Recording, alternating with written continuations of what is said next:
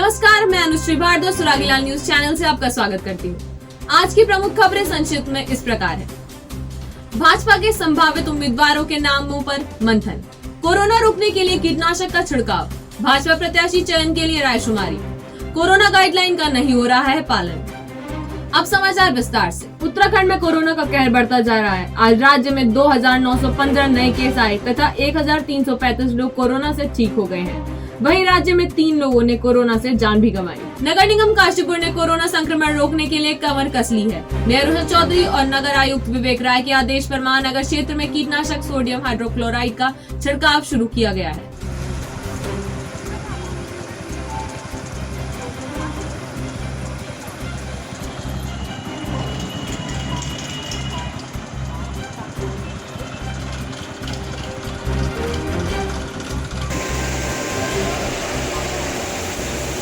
भाजपा के देहरादून स्थित मुख्यालय में हुई बैठक में पार्टी के चुनाव प्रभारी प्रहलाद जोशी, प्रदेश अध्यक्ष मदन कौशिक, मुख्यमंत्री पुष्कर सिंह धामी और वरिष्ठ नेताओं ने संभावित उम्मीदवारों के नामों पर मंथन किया। मदन कौशिक ने बैठक के बाद कहा कि पार्टी हाईकमान की हरी झंडी के बाद उम्मीदवारों की सूची जारी की जाएगी। संवाददाता मनोज कुमार की रिपोर्ट।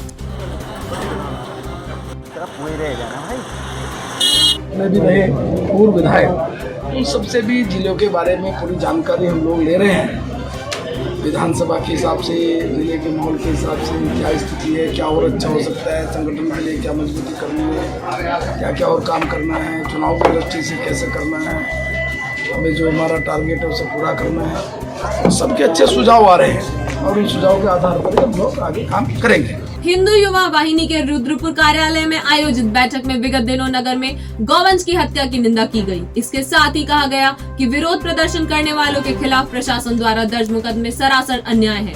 भविष्य में यदि गौ माता के साथ अन्याय होगा तो उग्र आंदोलन किया जाएगा। संवाददाता दीपक कुकरेजा की रिपोर्ट। गौ माता की जो हत्या हुई है और बेदबी की गई है, ये सिर्फ कि किसी के लिए पशु हो सकता है, पर हमारे हिंदू समाज के लिए गौ माता माता के समान है। और इससे क्या था कि पूरा समाज आक्रोशित था। हिंदूवादी संगठन, अन्य समाज के लोग, राजनीतिक दल, सभी लोग वहाँ पर गए हुए थे। सभी ने बहुत संयम रखने के साथ प्रशासन का सहयोग किया। इस पर जो मुकदमा दर्ज हुआ है, ये बहुत गलत मुकदमा दर्ज हुआ है। लोग पुलिस और प्रशासन का सहयोग कर रहे हैं। पुलिस को भी शीघ्र से शीघ्र दोषियों को पर्दाफाश करना चाहिए, शीघ्र से शीघ्र उनकी गिरफ्तारी होनी चाहिए। हमारा जो अगला कदम है वो ये है कि हम लोग, जो हमारा संगठन है ना, हम लोग संविधान पर विश्वास रखते हैं। यहाँ पर 144 धारा लागू है और इसलिए इस समय हम किसी प्रकार से कोई प्रदर्शन नहीं करेंगे।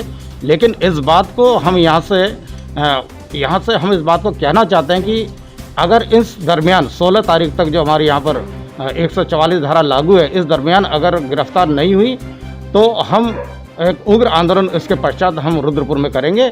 शुरू से ही जब भी हमने हिंदुत्व के लिए आवाज़ उठाई है, शुरू से ही दबाने का कार्य किया गया है। पहले अन्य राजनीतिक पार्टियों द्वारा किया जाता था, अब भाजपा के राज्य में भी हमें दबाया जा रहा है। हमारे ऊपर केस दर्ज किए जा रहे हैं। आगे से ऐसे कैसे हिंदुत्व के लिए आदमी कार्य करेगा? इसीलिए हिंदुत्व दब जाता है। यदि हम कार्य नहीं कर पाएंगे तो हिंदुत्व को कैसे प्रचार करेंगे? जिस सरकार को समझना चाहिए, हम गाय माता की रक्षा के लिए वहाँ पे गए थे, हम वहाँ पे कोई धारा उल्लंघन करने के लिए नहीं गए थे। हमें भी जब गाय माता की हत्या हुई तो उससे हमें भी ठेस पहुँचती है, लेकिन गाय के लिए हम जो कार्य करते हैं उसके बावजूद ही सरकार हम पे ध्यान नहीं दे रही और केस दर्ज कर रही है। काशीपुर के निजी स्कूल में कक्षा 10 की छात्रा अदिति ने मुख्यमंत्री को रजिस्टर्ड पत्र भेजकर राजकीय विद्यालयों की तरह उत्तराखंड सरकार के अधीनस्थ अनुमति प्राप्त निजी कॉलेजों के विद्यार्थियों को भी लैपटॉप व टैबलेट देने का अनुरोध किया है।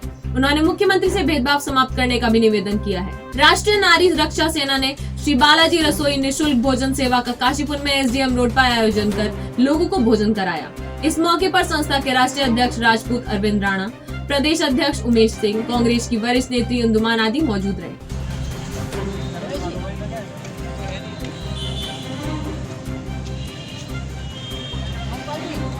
यहाँ पे एक सोसाइटी के आयोजक राष्ट्रीय नारी सेवा योजना करके एक निःशुल्क रसोई चला रहे हैं, जो कि सेवा कार्य है। टनकपुर के गेंडाखाली गांव में आबादी के बीच स्थित मछली तालाब में शारदा नदी से बहकर मगरमच्छ आ गया था। ग्रामीणों की सूचना पर शारदा वन रेंज की टीम ने मगरमच्छ को पकड़कर शारदा नदी में छोड़ दिया। संवाददाता गुरदीप सिंह की रिपोर्ट।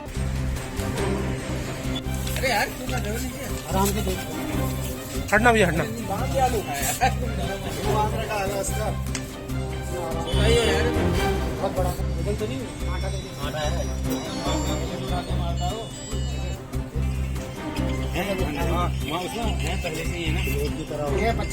हटना।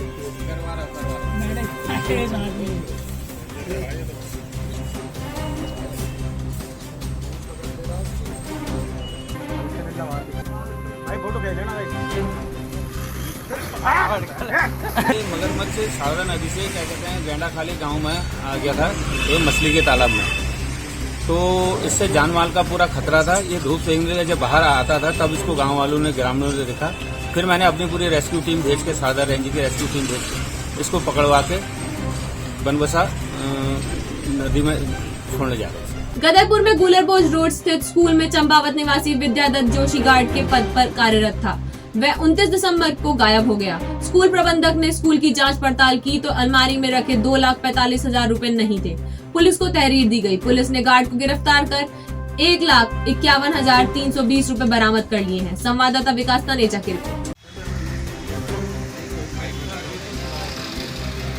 26/12/2021 की रात को रेड रोज स्कूल के कार्यालय में चोरी हो गई थी, जिसके संबंध में वहाँ के प्रिंसिपल हैं मिस्टर नैब सिंह धालीवाल, इनके द्वारा जो इनका जो केयर टेकर है, जो चौकीदार है विद्यादत्त जोशी, इस पर इन्होंने आरोप लगाते हुए इसके विरुद्ध चोरी का अभियोग पंजीकृत करवाया था। और हमारी जो टीम में इसमें हमारे विवेचक SI प्रकाश भट्ट जी हैं, इन्होंने काफ़ी कड़ी मशक्क़त के बाद इस युवक के पहले तो घर जो ये बेसिकली ये रहने वाला रमक गांव पड़ता है, पाटी थाना पड़ता है चंपावत का, तो उसके घर पे दबिश दी थी। तो उसके बाद ये जो है घर से तो फरार था, लेकिन इसके घर वालों पर भी काफ़ी हमने इस चीज़ को लेकर प्रेशर बनाया। तो अभी ये कल दिनांक 11/1/2022 को ये इसको देर शाम को रेड रोज स्कूल से पीछे एक कच्चा रास्ता है, वहाँ से इसको हमारी पुलिस टीम ने गिरफ्तार किया है और इसके कब्जे से 1,51,370 रुपये कैश और एक अमेज बैटरी ये बरामद हुई है। इसकी निशानदेही पे बैटरी बरामद हुई है। इसके द्वारा बताया गया कि इसने ये पैसा उस स्कूल की जो कार्यालय है उसकी अलमारी से पेचकस से जो है उसका कुंडा तोड़कर ये पैसा और ये सामान चोरी किया था। और इसकी निशानदेही पर ये पेचकस भी आज सुबह हमारी पुलिस टीम ने प्रकाश भट्ट जी के नेतृत्व में इसको बरामद कर लिया है। अभियुक्त के खिलाफ पूर्व में 381 IPC में अभियोग पंजीकृत किया था और इसमें बाद विवेचना इसकी अरेस्टिंग और सामान की रिकवरी के पश्चात इसमें 457 और 411 IPC बढ़ोतरी की गई है। अभियुक्त को अभी आज हम माननीय न्यायालय में पेश कर रहे हैं, जहाँ से इसे जेल भेजने कार्रवाई की जाएगी। आम आदमी पार्टी के गदरपुर विधानसभा क्षेत्र से प्रत्याशी जनरल सिंह काली ने करतारपुर रोड स्थित पार्टी कार्यालय में पत्रकारों से वार्ता करते हुए कहा कि उत्तराखंड में उनकी पार्टी की सरकार आने पर गारंटी के साथ सुविधाएं मुहैया कराई जाएंगी। दिल्ली में जो मॉडल है, जो दिल्ली सरकार बनी है, आम आदमी उन मुद्दों को लेकर आएगी जो अरविंद केजरीवाल जी ने गारंटियाँ दी हैं। अरविंद केजरीवाल जी ने देखा कि यहाँ लोग बेरोजगार हैं, उनको रोजगार देने के लिए उन्होंने गारंटी दी है।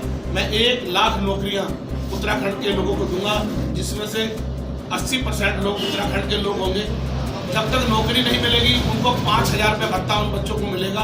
वो 18 साल से 40 साल तक के जो भी युवा हैं या बेटियां हैं या बेटे हैं, उन लोगों को 5,000 भत्ता मिलेगा जब तक उनको नौकरी नहीं मिलेगी। भाजपा पदाधिकारियों एवं कार्यकर्ताओं ने जसपुर विधानसभा क्षेत्र से प्रत्याशी चयन के लिए रायशुमारी के दौरान मतपत्र के माध्यम से अपनी राय मतपेटियों में बंद कर दी। बैलेट बॉक्स प्रदेश भाजपा कार्यालय में खुलेगा और प्रत्याशियों का पैनल भाजपा के सेंट्रल पार्लियामेंट्री बोर्ड के पास भेजा जाएगा। वहीं प्रत्याशी के नाम का निर्णय करा जाएगा। संवाददाता दीपक चौहान की रिपोर्ट।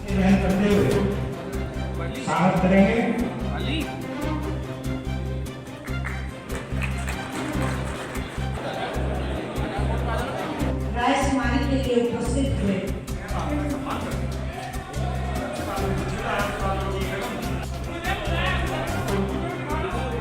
भारतीय जनता पार्टी और मेरे साथ डॉक्टर कल्पना सैनी जी, हमारी बहुत वरिष्ठ नेता है, जिला अध्यक्ष रही है उनकी भी अभी ओबीसी की हमारी अध्यक्ष हैं और हम दोनों लोग पर्यवेक्षक के रूप में यहाँ आए। कल से हम रुद्रपुर से प्रारंभ करके आज 5वीं हमारी विधानसभा जो थी आज उस पर भी हमारी रायशुमारी हो गई। कुल 8 लोगों ने यहाँ से दावेदारी की और 102 लोगों ने अपनी राय इस डब्बे में बंद कर रखी है। अब ये राय हम जाकर अपने नेतृत्व को सौंपेंगे और वहाँ जाके जैसा भी होगा, क्योंकि विभिन्न प्रकार से प्रत्याशी का चयन होना है। आम आदमी पार्टी ने किच्चा विधानसभा क्षेत्र से कुलवंत सिंह को प्रत्याशी घोषित किया है। पार्टी कार्यालय में कार्यकर्ताओं ने जश्न मनाया। कुलवंत सिंह ने कहा कि पार्टी के संयोजक अरविंद केजरीवाल ने उत्तराखंड के लिए 5 घोषणाएं की हैं। राज्य में सरकार बनने पर पूरी की जाएंगी। संवाददाता राजू सहगल की रिपोर्ट।